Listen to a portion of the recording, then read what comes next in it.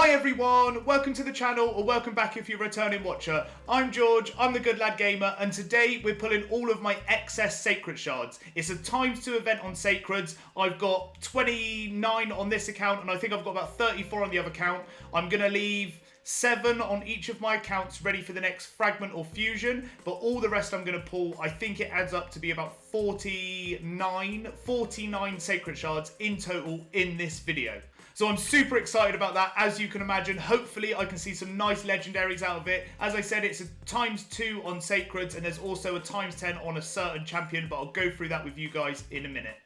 And before I get pulling these shards, guys, I just want to say, if you enjoy my content and want to see more of it, please like this video and subscribe to my channel. Subscribing makes a huge amount of difference to me. I've seen a sudden influx of people subscribing to the channel, and my big milestone, the big aim that I have is 300 subscribers. With 300 subscribers, I know that I'm making content that people actually enjoy and want to see more of. Let's get into pulling these shards. Right, so here we are on the Galek account. We've got 29 Sacreds in total. I want to leave 7 left. So we're looking at 22 Sacred Shards. I've had some pretty good luck recently. I pulled some Legendaries in my Void Shard video, and I pulled some Legendaries in my Ancient Shard video recently. So hopefully we can see some big boys popping up, some nice boys. So 22 Sacreds on this account. We have the ×2, and we have a ×10 from Sacreds for Glakikad, the Meltwater, of the Meltwater. Glakad? Glaisad? Let's not look at him too much. A cool skin, not really my cup of tea, but a cool skin all the same. And we'll go through his kit if we pull him, and I'll go through the kit of any other legendaries that I pull. And I just want to say, guys, I've had a couple of comments from people recently talking about all of my resources and stuff like that, and I just want to say I am a completely free-to-play player on both of my accounts. They're both completely free-to-play, so I've hoarded these shards, absolutely hoarded them. I try not to spend my Sacreds, I use them as a bit of a currency, but today I'm just gonna go for it. I'm just gonna go for it. So we're on the Kale account. Let's do shard pull number 1. And with a ×2, a legendary, an Ultan. Okay, an Ultan. Let me look at his kit quickly. It doesn't look too bad. So I am just gonna go for it. So on his A1, attacks 1 enemy, has a 60% chance of placing a decreased attack debuff for 2 turns. Nice and easy. That goes up to 75% when booked. I'm not going to go through that. You guys can see it on screen. I'm not going to try and do the math live on screen. That's just, I'm no good at it. So on his A2, attacks 1 enemy, places a 60% decreased defense buff on all allies for 2 turns, places a shield buff on all allies for 2 turns equal to 20% of their max HP if this attack kills an enemy. And then on his passive, revives a random ally with 30% HP every time this champion kills an enemy, resets the cooldown on this champion's skill if this champion kills an enemy and all allies are alive. And then on his aura, he has a 33% defense in all battles for all allies. So he used to be an incredible champion. He used to be a go-to for like clan boss and stuff like that because he hits really hard and he's a defensive champion. But he's been outscaled in the game, I would say. I don't see him a lot anymore, and he's not that interested in him. I will admit I'm not that interested, but here we are, a legendary nonetheless. That's legendary number 1. So moving on, Sacred Shard number 2. Legendary straight out of the gate is pretty nice. Maybe we'll see two more legendaries from this pool. Is that too much to ask for? Maybe.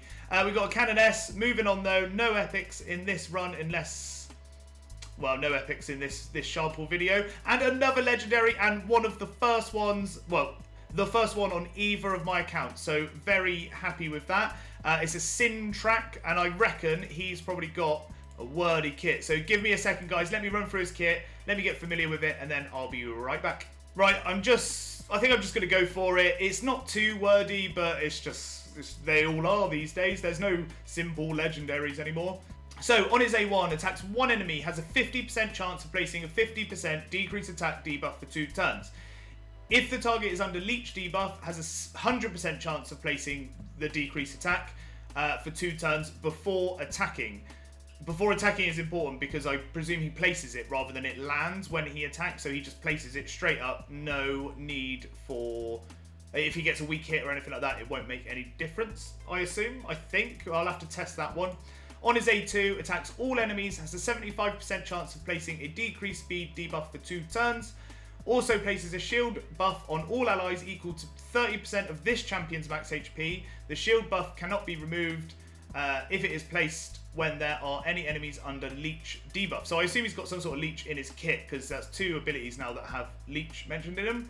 And then on his A3, places a 50% ally protection buff on all allies except this champion for 2 turns. Also places a 30% reflect damage buff on all allies for 2 turns, then heals this champion by 50% of their max HP. And then on his passive, whenever an ally under a reflect damage buff is attacked, places a leech debuff on the attacker for 1 turn. I was right. Reflects 50% of the damage this champion receives back to the attacker.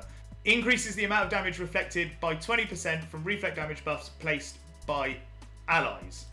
And then he has a 33% increased HP for all allies in all battles. A really good champion, and a champion that's a bit of a menace in arena. I'm not sure how one would build him. I guess just full damage, full survivability, and then he can do his reflect damage and he can do his business in arena. So that is legendary number 2. Pretty happy with that. This is the 4th Sacred Shard, and I'm pulling 22 on this account, so things are looking pretty good. Lock Wayne, not interested. I feel like this video might be longer than I actually intended. But I'm going to do it. I'm going to pull through on a Friday night. I'm absolutely going to do it, and we're going to pull all of these Sacred Shards, and I'm going to read through all of the Legendaries kit that I come across. Ender Moonbeam, not interested.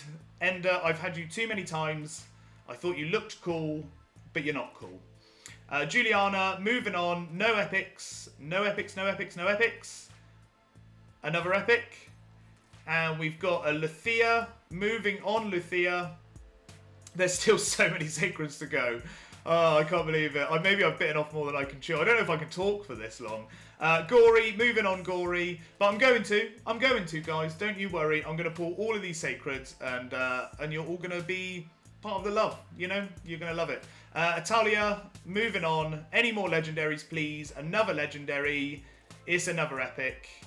And it's a Vrask. Actually, Vrask was one of the first epics I ever got in this game.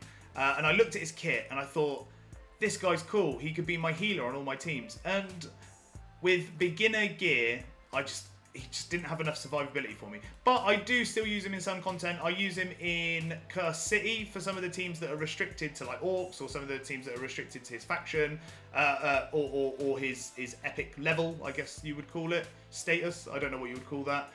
So I do still use him, and I've got him built out a lot better now. Anyway, moving on. Not bothered by epics.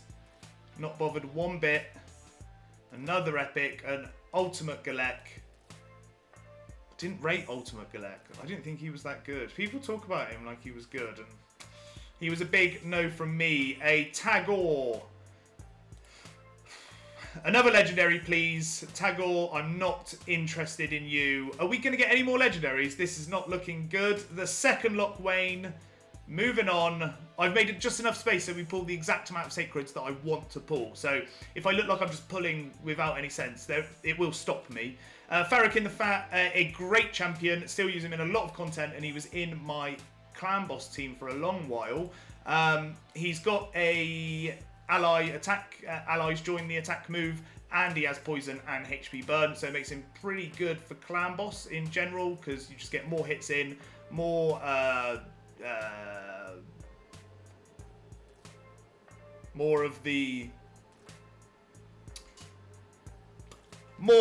the Giant Slayer or War Master hits. You get them propped off more because people will be using their A1s, and if you've got multi-hitters in there or anything like that, you get more of a chance of hitting them. But I'm not interested in Farrakhan, so we're moving on. Moving on. 8 more shards to go. Another epic. Very sad times for me. A Tomeo. Tomeo? Yeah, let's go with Tomeo. Moving on. Oh, it's not looking good. It's not looking good. Skull Crusher, the epic with the counter attack and unkillable. He can be used for a budget unkillable, and I absolutely did. He's a great champion, actually, really good champion. You just got to be careful that he's not targeted in your clan boss team because his unkillable will run out before... I can't remember. Romero, moving on Romero. I want to see one more legendary on this account. That would be really nice. And I think it's well deserved after how many sacreds I'm pulling. Jotun, not interested. One more legendary, please, game. It's looking rough. Clod, Beast, Feeder. No. No, thank you. Another epic. This is looking sad. We've got a Fane. Fane, for me, is a mini Dracomorph. If you're struggling with Clan Boss with damage, she does poisons, and she does decrease defense and weaken. Mini Dracomorph. Moving on, though, really squishy, so you've got to build her up for survivability. Or potentially, and there's the legendary, potentially unkillable. We've got a Lonathril, not Lonathril. Lonathril. I think this is the guy. Is this the guy that does ally attack? No, I don't know who this guy is. Let me read through his kit, guys, and I'll be right back and I'll go through his kit with you. It is the guy that teams up Lonathril.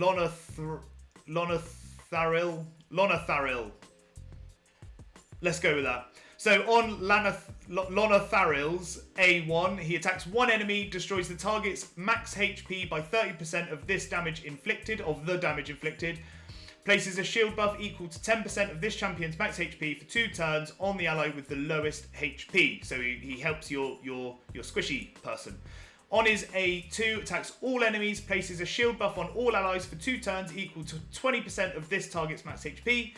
If there are any dead allies, places a shield buff on all allies for 3 turns equal to 30% of the champion's max HP instead. This buff cannot be removed, stolen, transferred, spread, or have its duration increased or decreased by allies or enemies. And then on his A3, places a 30% increased crit damage buff on all allies for 2 turns, then teams up with all allies to attack a single enemy. And then on his passive, increases 20% more damage against targets under shield buffs, and he has a ally 35% HP buff in Doom Tower battles. So I actually did build this guy out. I do use him. I use him when we've got sort of restrictions for Doom Tower or for Curse City or anything like that. So I did build him out just because he's useful to have that sort of A3 and get your big damage dealers to do an extra turn with this skill. So I do actually use him. And then we're on the last Sacred. We're on the last Sacred for this account. And it's another legendary! Hey! Elenaril. Let's look at her kit. Yeah, I can read that. Well, I can do that one straight away, but I might do a little bit of a gap just to break up the video. So on Elenaril's A1, when ascended, attacks one enemy, places a HP burn debuff for 2 turns. This debuff cannot be resisted. Pretty simple one. On her A2, attacks all enemies, places a 5% poison debuff for 2 turns, places a second poison debuff for 2 turns if the attack is critical. So she can get weak hits on Spirit Affinity. No. The red affinity, Force Affinity. She can get weak hits, but everyone else, she will be fine, and you don't need to build her with... No, you need to build her with 100% crit chance. And then on her A3, deals damage from all poison debuffs on all enemies instantly. So she can be a poison exploder, and they're quite useful in the game now, because they work round that 10% limit on bosses for max HP damage dealers. And then her aura is increase ally crit rate in faction crits by 24%. So that is the last Sacred Shard. We got 4 legendaries out of this, so hopefully we can get the same on my other account. That would be pretty nice. So what I'm going to do, I'm going to pop over to the other account and we'll do exactly the same over there. Okay, here we are. The Galek account, we're going to do exactly the same, but it's a couple more shards. It is 27 Sacreds on this one, 4 legendaries on the last one. Only 1 was a dupe, so we're hoping for the same luck out of this, I think. I don't think that's too much to ask. 8 legendaries in one video. I don't think that's too much to ask. So we're going to go in. We're going to go for it. We're going to get 4 legendaries and another one straight out of the bat. And it is this guy. This guy. And I don't know how to say his name. Glaciad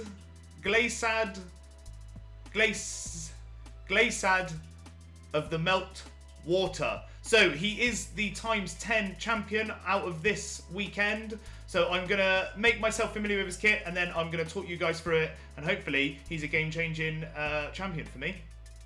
Maybe. So give me 2 seconds, guys. I'll be right back.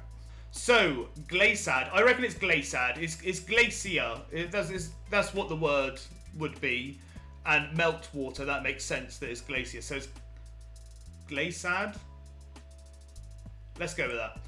On his A1, attacks one enemy 2 times. Each hit has a 35% chance of placing a freeze debuff for 1 turn. If the target has 50% HP or less, this debuff cannot be resisted. On his A2, places a 50% increased attack buff on all allies for 2 turns. Also has an 8% chance of placing a perfect veil buff on all allies except this champion for 2 turns. Then fills the turn meter of all allies by 15%, so he's through and through a support champion. On his A3, revives all dead allies with 40% HP and 25% turn meter. Also places a 50% increased accuracy buff and a 60% increased defense buff on all allies for 3 turns. These buffs will be placed even if no allies were revived. If no allies were revived by this skill, grants the champion an extra turn. And then on his passive, allies under a perfect veil buff placed by this champion deal 10% more damage. Allies under a perfect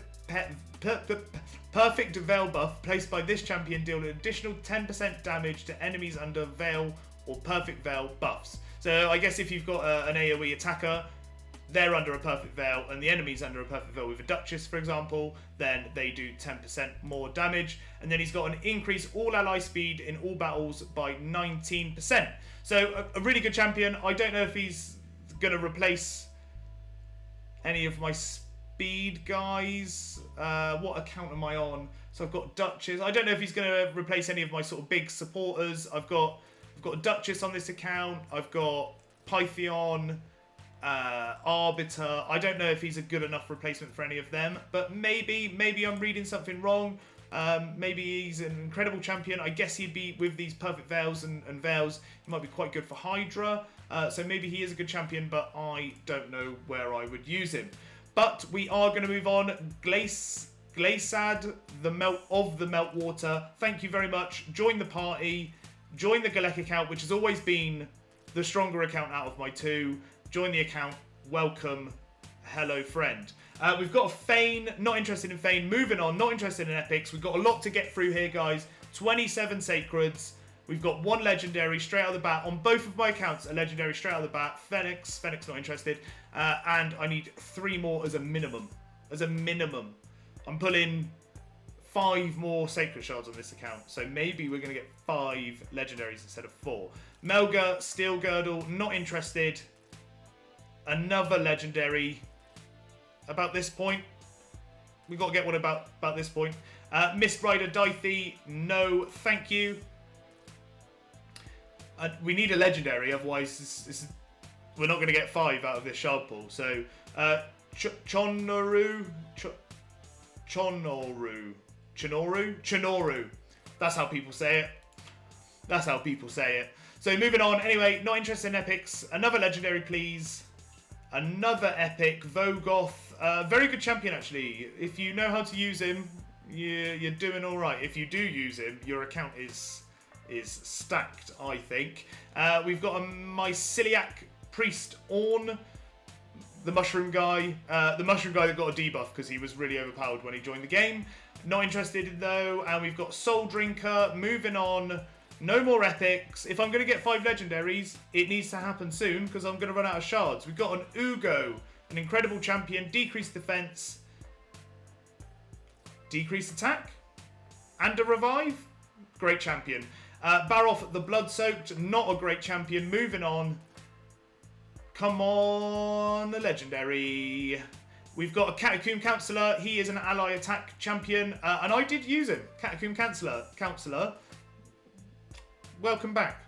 Welcome back. This was a tried and tested champion for me. And I love him. I think he's great. But moving on, I'm not going to use him anytime soon. I've got legendaries that do a much better job than him. And another epic. What is going on?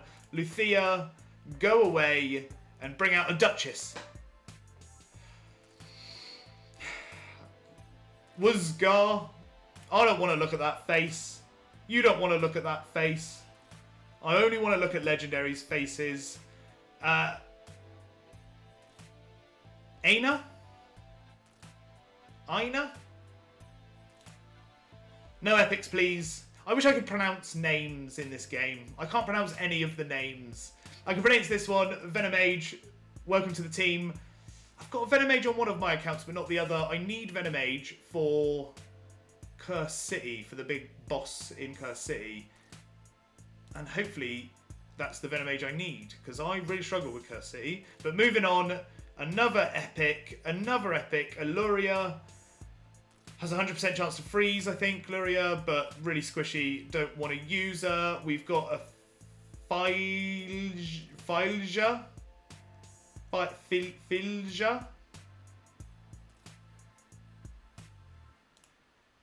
Moving on.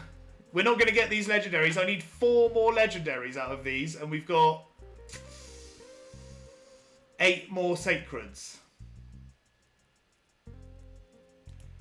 Kitis, legendaries. There we go. That's what we like to see. And a good champion.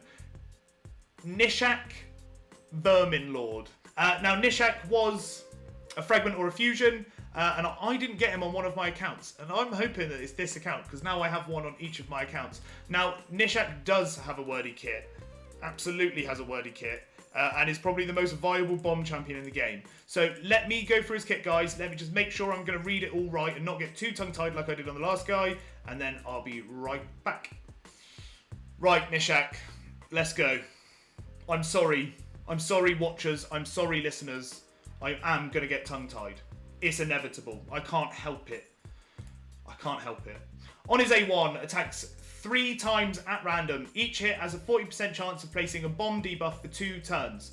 Bomb debuffs placed by this skill on enemies whose max HP is equal or higher than 200,000 will deal double damage. Bosses. Generally. On his A2, attacks all enemies, has a 75% chance of placing a 50% decrease attack for 2 turns. Well, decrease attack debuff for 2 turns.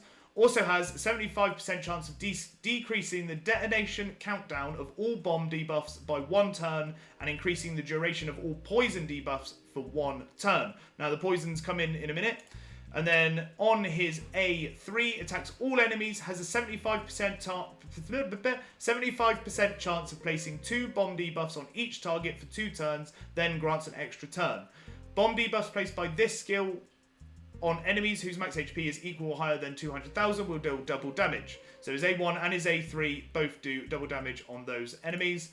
And then on his A3 passive, every time a bomb debuff placed by this champion detonates or is removed, places 2 5% poison debuffs for 2 turns. These debuffs are protected. And then he has a increased attack for all allies by 30% in all battles. So bombs are based on your champion's attack stat. So that is why his aura is attack.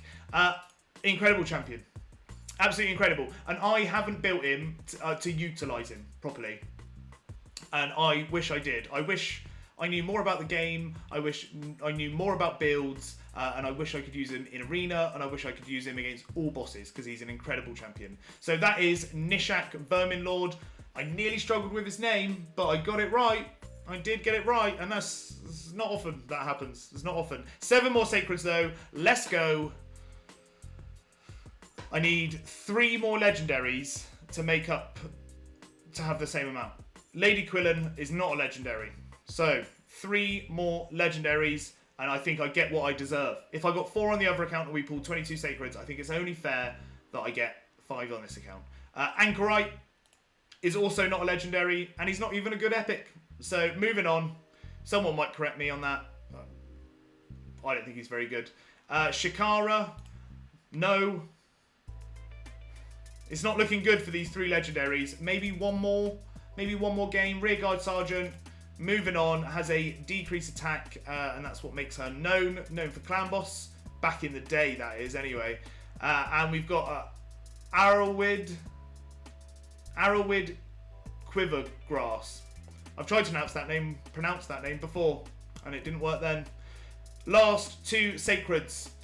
2 more legendaries back to back. We've got an epic. It's a spider. It's a Fang Cleric. My bad, guys. I got it wrong. And then the last Sacred. Come on. Come on, Sacred Shards. It's an epic. It's a Hotatsu. Which is... Hotatsu's alright. Hotatsu's alright. I use Hotatsu in Faction Wars, and he's alright. Anyway, that's it from me. How many legendaries did we get? 7 in total. I'll take 7 in total as a win, but I did want 9. I did, in fact, want 9. But here we are. Anyway. So, we started on a high and we ended on a low Hotatsu. And I'm not that impressed with him, to be honest. With the 4 legendaries that we got out of the Kale account and the 2 we got out of the Glek account, I would say that's a pretty good haul, actually. That's pretty good. I'm pretty happy with it. I seem disappointed because I wanted an equal amount of legendaries on both of my accounts. I think that would have been lovely. I think it would have been really nice to have 8 legendaries in total. But here we are. We've got the 6. I can't remember how many it is now. I'm going to have to watch back through the video and make sure that I've got that right. 6 legendaries. I wanted 9. 6 legendaries and I wanted 9. So... it is what it is. There's not much I can do about it, but I'm pretty happy. And if you guys pulled Sacreds this weekend, please do let me know if you pulled any good champions, any game-changing champions, any account-changing champions. Let me know. Hopefully I might be able to give you some advice, or maybe I'll just be able to celebrate with you. Let me know if I pulled any good champions, because I don't know about any of these, especially the ×10, the Glacid guy. I'm not sure if he's a good champion. Maybe he should be replacing my Arbiter. Maybe he shouldn't.